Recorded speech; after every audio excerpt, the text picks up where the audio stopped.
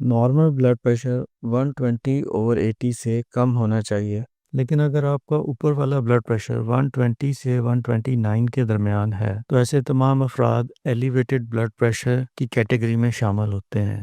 اس group کے افراد کو مستقبل میں ہائی بلڈ پریشر اور اس سے ہونے والی کمپلیکیشنز کا خطرہ ہوتا ہے، اور ان تمام افراد کو لائف سٹائل چینجز کی ضرورت ہوتی ہے۔ 130/80 یا اس سے زیادہ کا blood pressure high blood pressure کی علامت ہے۔ ایسے تمام افراد کو لائف سٹائل چینجز کے علاوہ ڈاکٹر کے مشورے سے ٹریٹمنٹ لینی چاہیے۔ 180/120 یا اس سے زیادہ کا بلڈ پریشر ایک ایمرجنسی کنڈیشن ہے جس میں آپ کو قریبی ہاسپٹل ایمرجنسی میں جانا چاہیے اور ٹریٹمنٹ لینا چاہیے، کیونکہ اس رینج میں بلڈ پریشر کی کمپلیکیشنز کا خطرہ بہت زیادہ بڑھ جاتا ہے۔ 90/60 سے کم بلڈ پریشر ہونا لو بلڈ پریشر کی علامت ہے۔ اس کنڈیشن میں بھی آپ کو قریبی ہاسپٹل کی ایمرجنسی میں ڈاکٹر سے رجوع کرنا چاہیے۔